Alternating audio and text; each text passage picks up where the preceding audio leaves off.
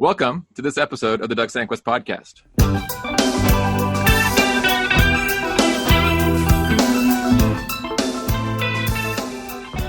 Where interested is interesting, and interesting people share their stories and build their biographies along the way. I'm your host, Doug Sanquist. I'm a dentist and photographer, and now a podcast host. You can find me on Instagram and Twitter at Doug Sanquist, and on Facebook, Doug Sanquist Photo. And you can join our email list by going to DougSanquistPodcast.com. And of course, you can find our podcast on iTunes, Google Play, and Stitcher now. So go ahead and subscribe there and rate and review if you are so inclined. I would certainly appreciate it. Thank you. And today's guest is Jerome Cha. Hey, Jerome. Thanks for joining me today. Hey, Doug. Good to see you. Good to hear you. Yep. And as with all of our guests, I don't have a bio and haven't read a bio, but I will tell you that I met Jerome a few, 4 or 5 years ago. Jerome was a dentist. Iceland trip. I think so, yeah. So I met Jerome on a trip to Iceland a couple years ago. Jerome's a dentist in Oklahoma. I don't actually remember what city it is, but we'll find that out soon. And the goal of this podcast is to discover Jerome's real biography. You okay with that, Jerome? I'm great with that. All right, cool. And congratulations on your awesome podcast. Hey, thanks. Yeah, thanks. I really enjoy it. Yeah, I appreciate you joining me today. That's cool. Yeah, so to start, I have a list of 10 quick and easy starter questions. So there's no maybes here, just yes or no, or pick one. So question number 1, gummy bears or M&Ms? Definitely M&M. All right. Sweet or salty? Sweet. Yeah, that is true. But sugar is bad for you. Yeah. Hot or cold? Cold. Would you ever wear flip-flops to Disney World? Yes or no? Oh, yes, absolutely. Okay. Yeah.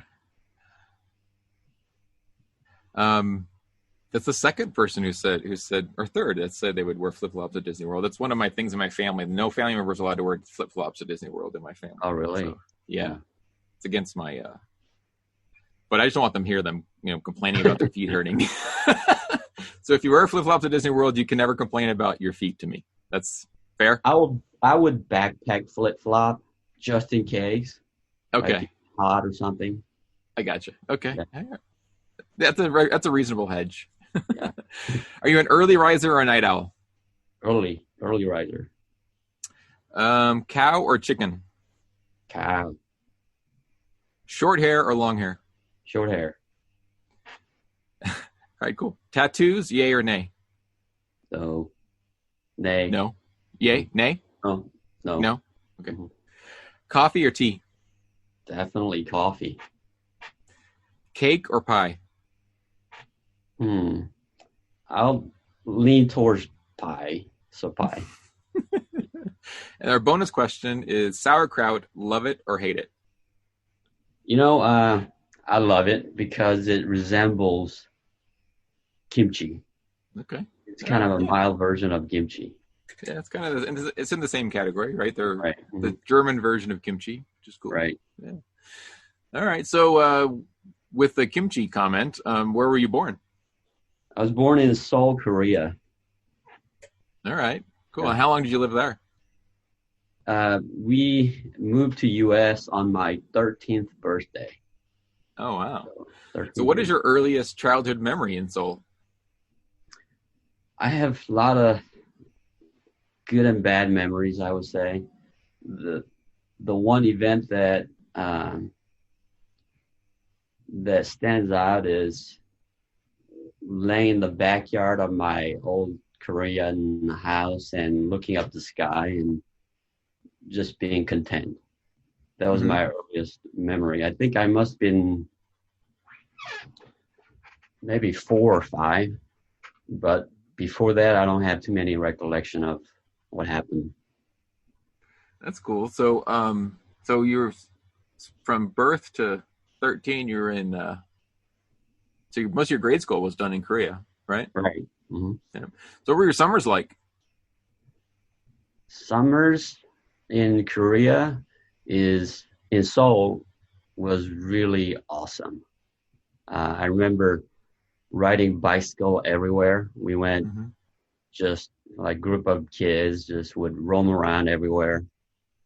No helmets, of course, nothing. Right. And I've got into a few accidents where I almost got killed, but still it was a lot of fun.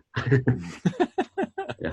So, why did your parents come to the United States? What was that? I think my dad, I don't know the exact story of this. From what I understand, he was into politics. Mm. And it didn't work out, and he tried to start some businesses and it just didn't take off. So he just wanted to start fresh. At the time, we had a uncle in Virginia, and he invited us to come. So we ended up ultimately in Fairfax, Virginia, and we lived there for 79 to 82. Yeah. Did you go to high school there? I started 9th grade and then moved to Oklahoma. So then you went from Fairfax, Virginia to Oklahoma, and you're in, is it Tulsa? No. Yeah, Tulsa. Yeah, Tulsa, Oklahoma. Tulsa. Yeah. All right. Yeah, that was quite a change. When I went to Fairfax, Virginia, there was a huge Korean community. Mm-hmm. So, did you know English when you came? No, I didn't. You didn't know it. You had to learn it here. So you go to school and you hang out with Korean kids. And there were kids who lived in the States for 10, 15 years, and they still had a hard time speaking English. So I think my parents saw that and wanted to pluck us out from that environment. So I think that's one of the main reasons we ended up in Oklahoma. You wanted the full American experience. Yeah, for sure. So look at the map and say, let's go to Oklahoma. Yeah. So what was that like being a high school kid going from, a fairly, I don't want to say it's a segregated Korean community in Fairfax, but I'm guessing there wasn't a huge Korean population in Tulsa. Was there? No, not really. We had one Korean Baptist church, and that was where everybody gathered, basically. Mm-hmm. And, maybe, I would guess maybe 70 people in Tulsa at the time. Mm-hmm. So it was a really small community. Did you have potlucks at that church? I think so. Not really. Occasionally, but mostly was donuts and coffee. Well, the only reason I say that is I can only imagine if you had potlucks, I bet the food was amazing, with every single, we had picnics and stuff, gathering. Yeah. And that was really good. Yeah. I was in a band in high school, and we would play at different churches and stuff, community centers, churches, and we'd end up at some Korean churches or Hawaiian churches or, whatever. And the potlucks were just incredible there because they were all really organized and a lot of good food from, a lot of good bakers and cooks. Right. Yeah. Cool. So what was your first job? My first job was working at Taco Bueno. in Tulsa? Yeah, in Tulsa. And it was just a walking distance from my house. I didn't have a car. And this was probably 10th grade. And the manager hired me because he said, well, you could be a Mexican. I said, okay. And then the hourly pay was back then like $5.10. And the minimum wage was like $3.25 after the end.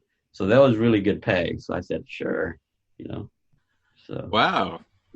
What did you think when he said you look like a Mexican? Well, I was just glad to get a job. Yeah. I didn't really mind. Yeah. What was that like moving to Tulsa as a 10th grader, as a Korean kid? Did you ever face any racism or anything like that? Or was that really that big of an issue? Or I'm sure I faced some racism. there weren't that many Asians altogether. Mm-hmm. So like, you go to high school, and I think I was like, you know, I don't know, maybe like 4 or 5 Asians in the whole school. It was predominantly white school. So I'm sure I encountered some of that. I don't know. I mentally blocked out all those things, but it didn't really affect you. Affect you too much. It's kind of like water off a duck's back almost. You're like, okay, whatever. That's cool. Yeah. So I'm guessing was college pretty much a given growing up, or like did your parents was that something that your parents were like, you're going to go to college? Interestingly, no. I mean, my parents were very liberal in that aspect, and they didn't really care if I went to college. They talked a lot about camera repair person for some reason. Because they said, like, camera repair guys make like $20 an hour, and they said, my mom told me, you don't have to go to college. This is something that you learn. You go to this place, and she had this connection, knew somebody who did the camera repairing. So she really pushed me into becoming a camera repair person. But I thought to myself, man, I should probably go to college. So I did go on my own terms. Yeah. Oh, okay. And so where'd you go to college? University of Oklahoma. Okay. And then what were you planning on getting your degree in when you went to college? I was really wanting to try a lot of things. I think it started out as like pre-med, and then I changed to computer science, and then business, and then ultimately I ended up getting BA degree in psychology. Mm-hmm. And I had no intention of going to dental school, but my academic advisor, his name was Dr. Toothaker, of all names, and he was my academic advisor, and he looked at my aptitude test, and he called me in and said, you should really consider becoming a dentist. And this was my finishing up my sophomore year. So I said, well, maybe. So I did the DAT test, and I scored really high. And so I ended up, maybe I should pursue that. So that's how I ended up going to dental school. Wow. So you got your degree in psychology. You did really, really well on your DAT test. So did you also do any art classes in college or anything like that? Or did you do anything like that in college? Or did you have an inkling for art early on? Or no, I had no inkling for art. Matter of fact, my older sister growing up was really great drawing and painting stuff.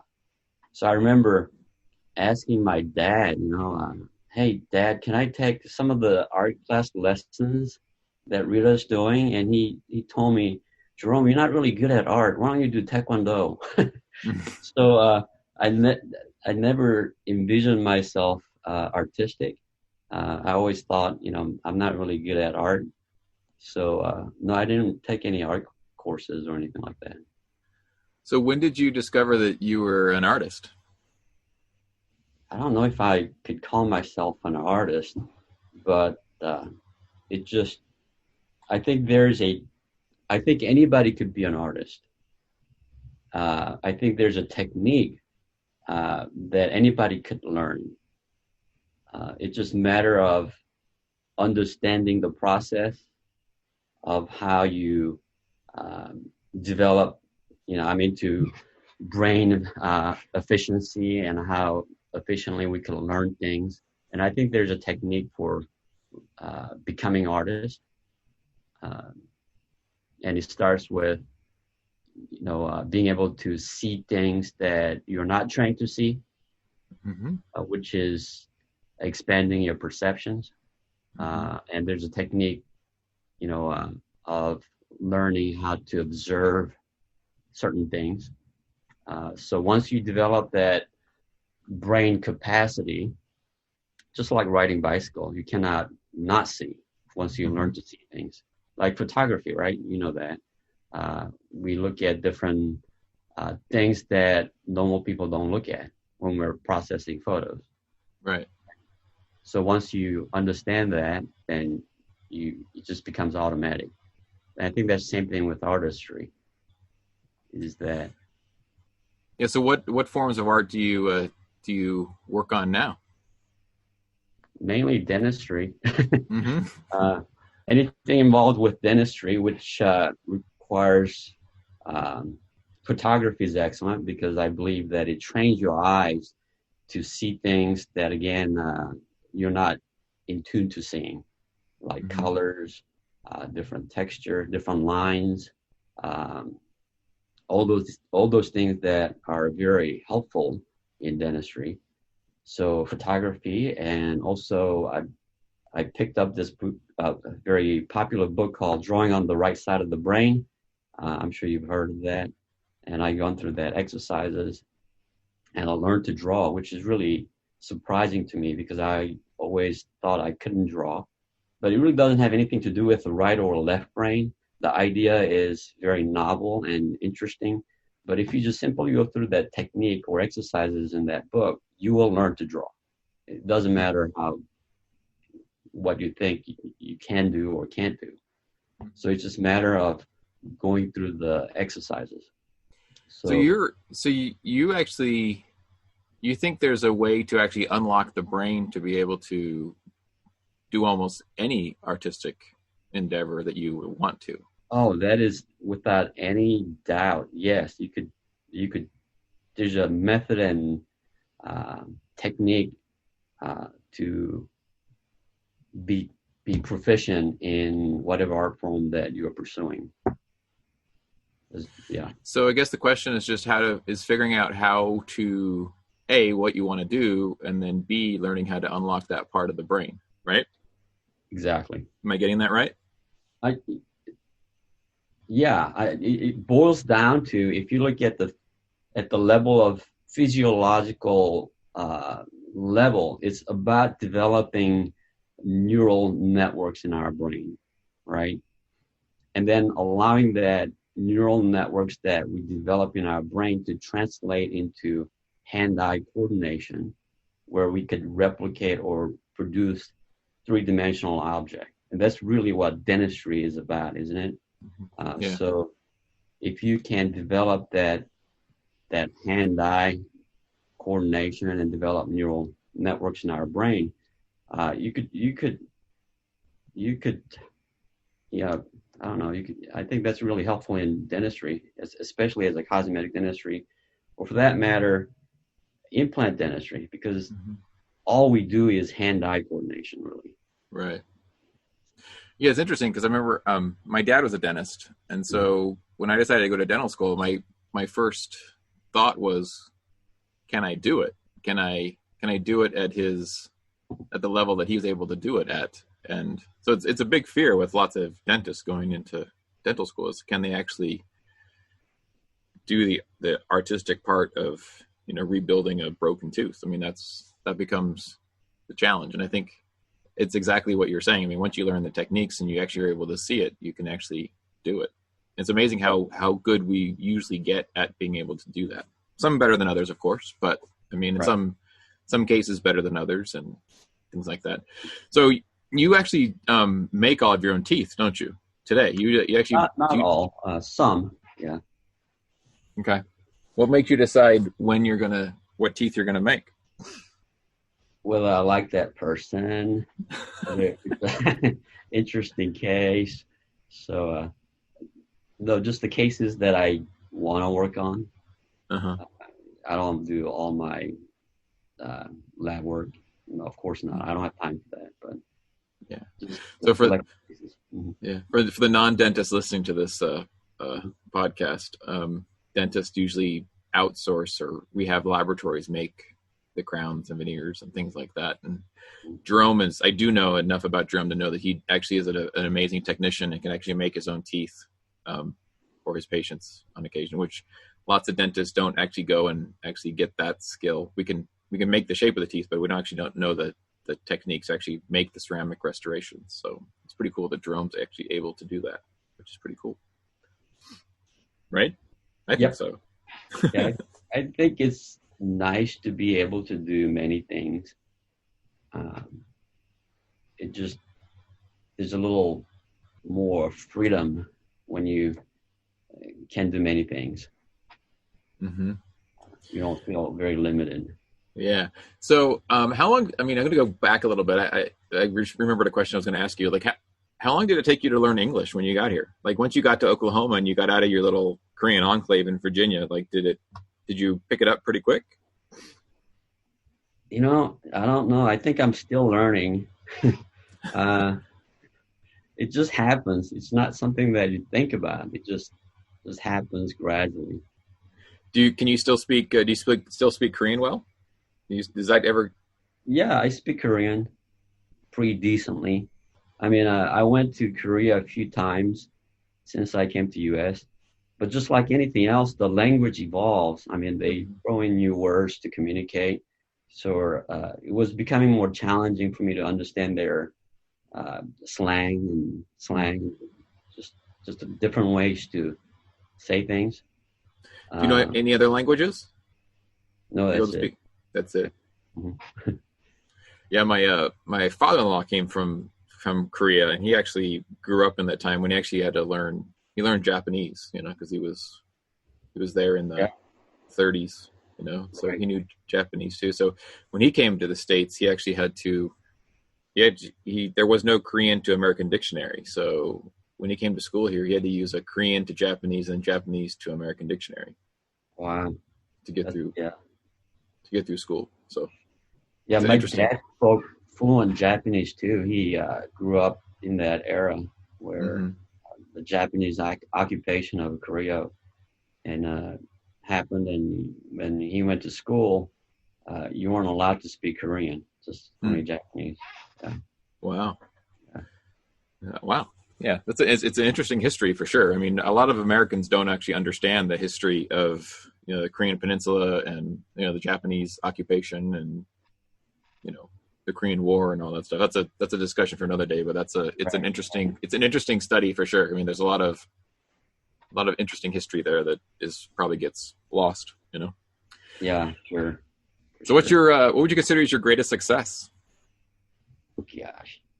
I don't think I have anything really great. I'm sure you do. Come on. I just, of course, family, and I think the greatest, not necessarily success, but growth in my life is understanding that I don't know a lot of stuff. And just constant pursuing of knowledge, understanding, and refining skill. I think that's the biggest thing. I don't know if there's anything really I could say was the greatest success. It's just constantly evolving. Mm-hmm. A constant push to learn more, right, in some way. Mm-hmm. Any regrets? Oh, so many. Where do I begin? Of course, I have many regrets in my life.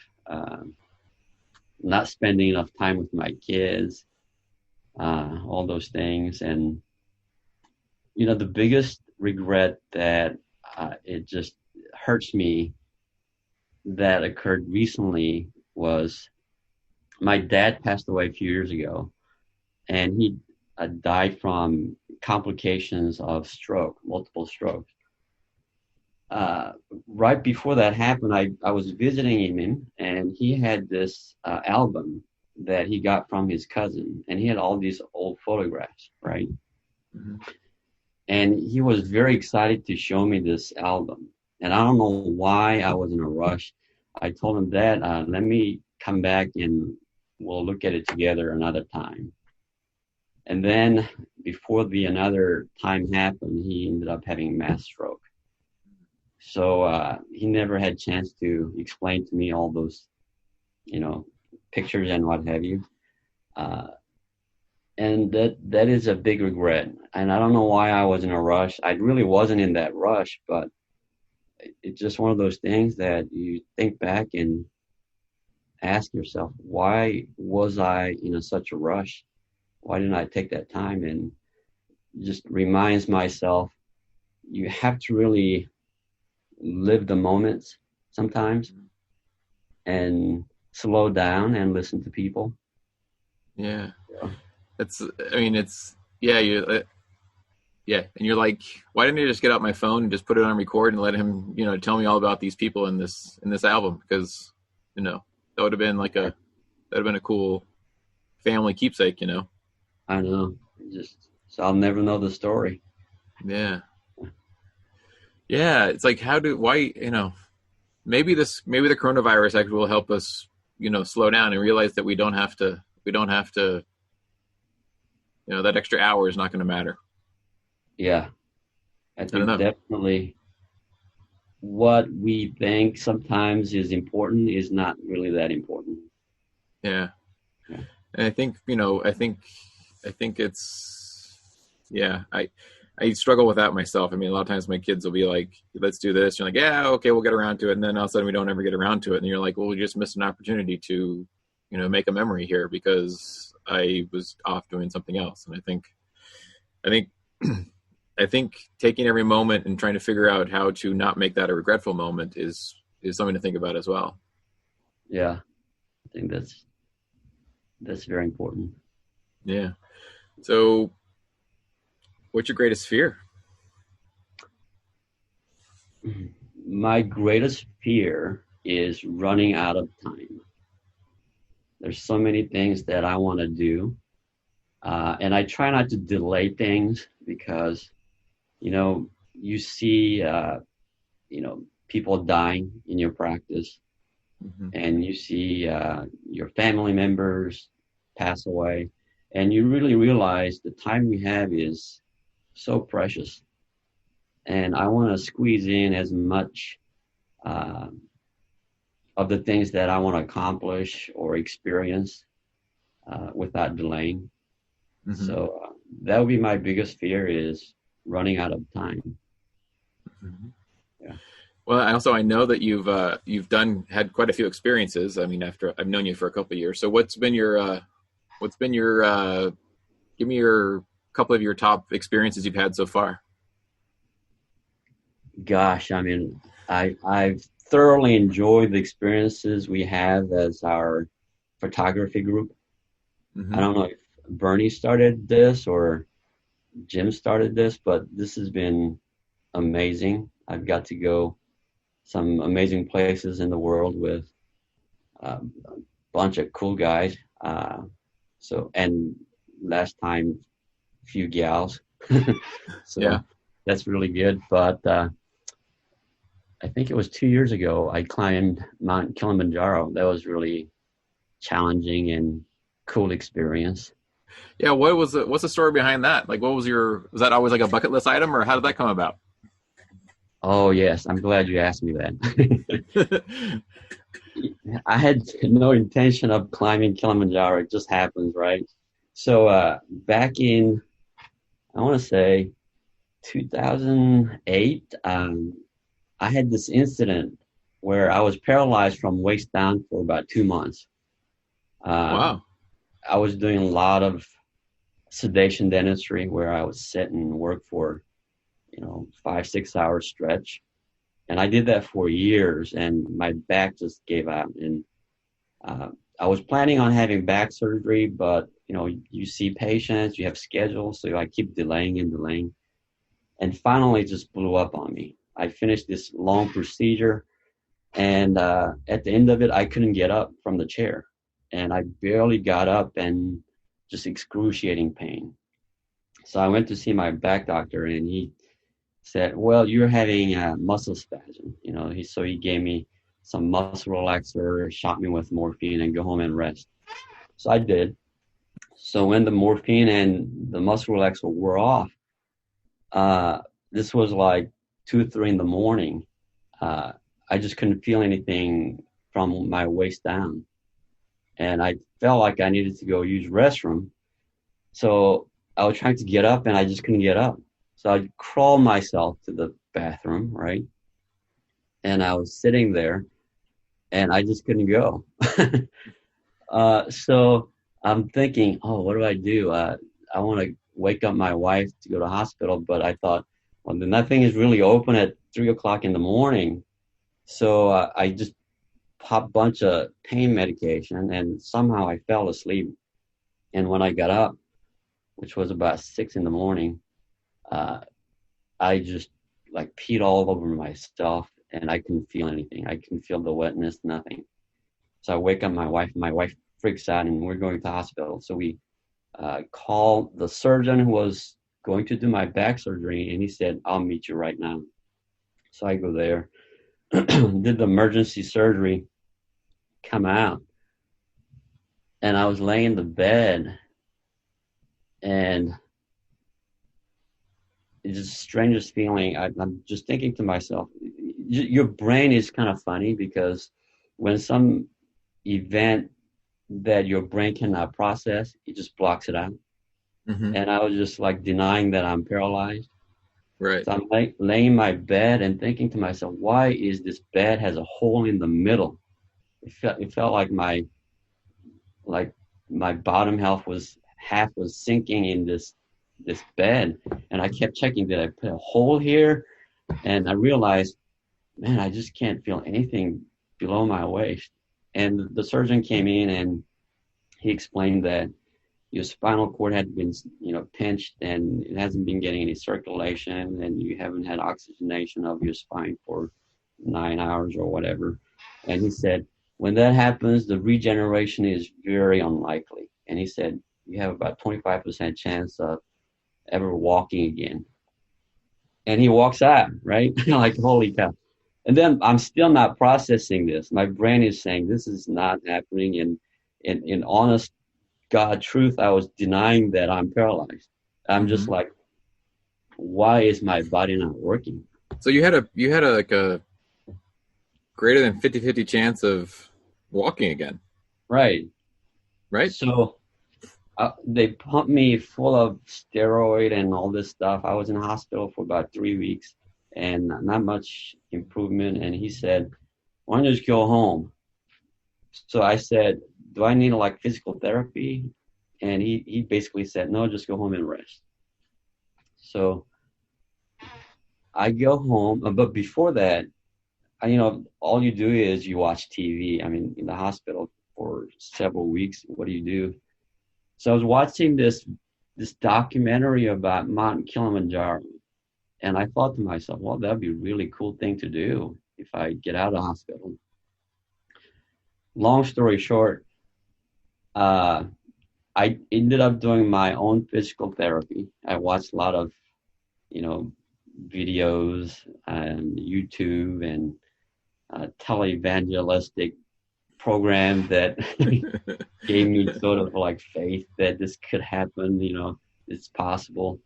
So I started wiggling my toe and gradually worked up to where I could walk with the walker. So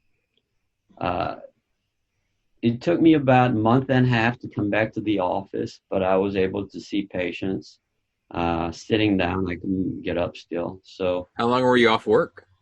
I was about a month and a half, I would say. Okay. So the things got back to normal where I was seeing patients and everything. So the month and a half was from the time of the surgery. There's only about 6 weeks. Right. Wow, I would have predicted like 3 or 4 months. Yeah. That's pretty cool. Yeah.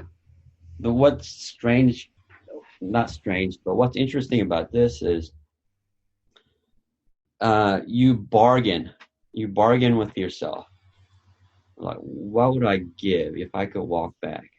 I mean, all these like ideas of what would I trade to have what I used to have? And it really boiled down to, I would give up my profession. I would give up my office building. I would give up everything. Only thing that I wouldn't give up was, I wouldn't give up wealth and health well-being of my family, like my kids and my wife. And that was really the only thing that would boil down to. And I realized there's really nothing I have that's as important as this family and the children. So that was kind of a good realization of what's really important in life. And gradually I got back into office and things returned to normal, and I forgot about Kilimanjaro, right? So one day, one of my patients came in. Her name was Bobby, and she's followed me on my Facebook, and she's seen all these pictures of all the different places. And she tells me, "Hey, Jerome, if you're thinking about going to Kilimanjaro, Phil, her husband, wants to go with you." And I had totally forgot about, the Kilimanjaro. Right. And I remember making a bargain with basically God, saying that, God, if I could, I'll give away everything if I could just be able to walk and have my own health again. And it was almost like God tapping on my shoulder. I gave you everything that you asked for, and I'm going to give you more. And Bobby reminding me that of Kilimanjaro was, see if you could do that. And you're not only whole again, but you're being able to do beyond what you thought you could do. So that was the reason I ended up climbing Kilimanjaro. And it was challenging, but it was very, very rewarding and awesome experience. Yeah, your story just reminds me of like the five. I've been dealing with the coronavirus and dealing with everyone's. Just reminds me of the 5 stages of grief that everyone talks about. The denial, anger, bargaining, depression, and then acceptance. And it's how you've actually worked through those things in the hospital room. Getting to the bargaining point of saying, I will give up whatever just to walk again. It's an interesting note that we all kind of go through that whenever we have a grief process, Yeah, that's so true. I should know that, me being psychology major. Forgotten about that. So what was the Kilimanjaro trip like? What was that like? Like, what was the training like? And then how long did it take to get up there? And what was that like? I trained for about a month, I would say. Actually, I trained for a year, I would say. The treadmill and walking with weights on my back, about a month, I would say. Mm-hmm. But the climb was 6 days, and then it took us 1.5 days to come down from peak, which was really a long day. It's an incredible experience. It's definitely challenging because the oxygen as you go higher, I think the top was 19,000 some feet. The oxygen is very thin, so it's very challenging to breathe. But higher you go up, and we got to the camp right before we get to the peak. It was clear night. There was a full blood moon, and it was just incredible. I wish I would have brought my good camera. I didn't because of the weight issue, but I just could not. I've never seen anything like this. The Milky Way was completely visible for your naked eyes. I mean, you could see the whole thing clearly, and on top of that, you had this full red moon just staring at you. And there was peak of Kilimanjaro, and you could see the stars, shooting stars, and the sky was just so full of stars. You just could not see. You couldn't see much of the blackness. Yeah. It was just incredible. I'll never forget that in my rest of my life. And it brought me the story of Abraham in Bible, and I thought to myself, that's what God was telling Abraham. Just look up the sky and your descendant will be as many as that. And I thought, wow, I get it now. It is such an incredible experience. But I think that's one of the joys of like actually like capturing the stars, is just being out there, being able to actually just be in awe. I mean, I can't imagine being at that elevation to see the stars. I mean, that's got to be, without the levels of atmosphere, there's got to be like the filter has got to be gone. Right. I just stare at it. I don't know how many hours I stare at it. It was just incredible experience. Yeah. It's amazing, Yeah. I mean, it's amazing about memories because you'll always have them. No one can take that away from you, right? That's something you fall back onto when you have moments where like life is hard and what have you. You grab onto those precious moments in life. Right? Yeah. So what would your current self say to your young self? I would say, don't worry so much about what other people think of me or think of you. Just do the things that you're meant to be doing, and don't try to follow what everybody else is doing, because we are all gifted individually. And that's the hardest thing that I see with my kids is what other people or their friends are doing affect their mental or I don't know, their psyche. Again, I think that's becoming more and more of an issue because everybody's connected so well digitally. Everybody knows what they're doing. Yeah. So, but we can't do that. Yeah. I mean, do that, that's fine, but don't let, you be defined by what everybody else is doing. It is good to be aware, but the way I'm built and how individual is built is completely different than what you see in social media and what have you.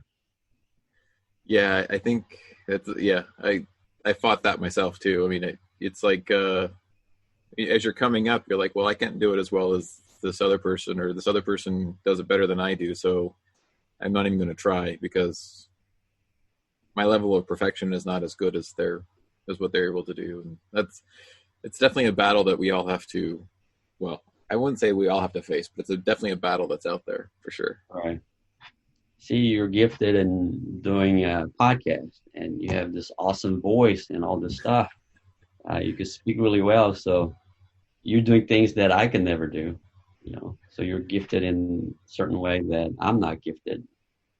Yeah. But I mean, this goes back to your point. I mean, I've thought about doing this for like the past 8 or 9 years and I finally just got around to doing it. So, there's a lot of fear that comes into putting yourself out there to actually say that somebody wants to listen to me. So it goes right back to what you're saying to your younger self. It's just, you have to at least put yourself out there to be willing to do the great things, Exactly. Not that my podcast is a great thing, but you have to be willing to put yourself out there. I think that's the definition of courage, right? Facing the fear and still doing it. So that inspires me. Yeah. Yeah. Yeah. What are your other inspirations? What else inspires you? Courage inspires you. Yeah, like people like you and anybody who, I think just about everybody has story to tell. And if you look deep enough in one's life, everybody has inspiring stories. So all these, stories that you hear inspire me, like stories we share inspire each other. And I would say the greatest inspiration is obviously my faith, Jesus Christ. That's something that I'm a terrible Christian, but I at least pursue. Yeah. So what? And belief. So what is a good Christian? Let me put it that way. Yeah, that's. If you say you're a terrible Christian, what is a good Christian? Yeah, that's a great question. I don't think there's. I don't think we could clearly define that. I think it's just constant pursuit and seeking of wisdom and knowledge. So, what is a terrible Christian then? Terrible Christian? Me. So why are you a terrible Christian? I don't know. I don't know. I mean, I do a lot of things that churches or probably will frown upon. So is faith in something, faith in God, faith in Christ, faith in whomever, is that tied to Christianity or tied to some sort of, organization, or Oh some no, sect no, or no. anything? Yeah, I think it ultimately boils down to your personal relationship. You Mm-hmm. know, it is just like you and me. I mean, the relationship you have between your children and your wife, those intimate relationships. I think that's what it is, in my opinion. So it's something that I converse every day, every morning. Uh, it's something that is always in the back of my mind. So So maybe that's when you're saying you're a terrible Christian, you're not a good member of what your definition of church is or religion is here on this planet. right, Would that right. be would that be an accurate description then? Yeah, that's a perfect description of whatever the human beings or organizations define the standards. That's Mm-hmm. what I mean. I don't think I'm a bad Christian. I'm just you know I just don't meet the standards of a certain organization. I would say I wouldn't be yeah yeah Yeah, in I think that the way that I think about it is I think that churches and religions or churches are a man-made representation of what man believes um, a relationship with God or Christ is. I think that's kind of where that's at. I mean, it's our interpretation of what we think it's supposed to be, right. but I think God's bigger than that. I think God's bigger Absolutely. than I think God's bigger than a man-made church, in my opinion. Yeah, I agree. Yeah, I absolutely agree. I think God is bigger than man-made or created religions or different belief system. I think it's ultimately one God. If you believe in that, I mean, Yeah, scientifically, there's no way we could prove that. That's why we call it faith, right? right. Yeah, but I mean, it's you have to have some faith to believe the other way too, because nobody was here 6 million years ago when the Big Bang happened, or whenever that time was either. So it takes faith to believe in both. It's at some level, right? Yeah, I mean, you're absolutely right. I think faith is not just in religious sense or a spiritual sense. You have to have faith in anything, and you Mm-hmm. have to have faith that you know you'll be here tomorrow, Mm-hmm. from driving home or driving to work, or you know, there's got to be faith that your handpiece is going to be working, Mm-hmm. whatever. But Right. yeah, so Yeah, and I mean, different people. we're right in the middle of the coronavirus right now, and you have to have, at some level, we have faith that we're going to figure this out. I think that's really the ultimate. If we didn't have faith that we'd figure this out, we'd all just go home tomorrow and What's the say, point? "What's the Yeah, point?" Right? What are right, we doing? You know, right. we might as well just end it all now. That's not to sound morose, but I mean that's faith keeps us going at some level, right? Yeah, I think that's why having sense of purpose is very important Mm-hmm. because we are here a very brief time in history, and we have to ask what for and why am I here? And I think the sooner we discover that, uh, the better. Have you figured that out for yourself? I personally have, believe it or not. I have, and that's why the time factor is a very pressing issue for me because I have things that I want to experience and accomplish. Mm-hmm.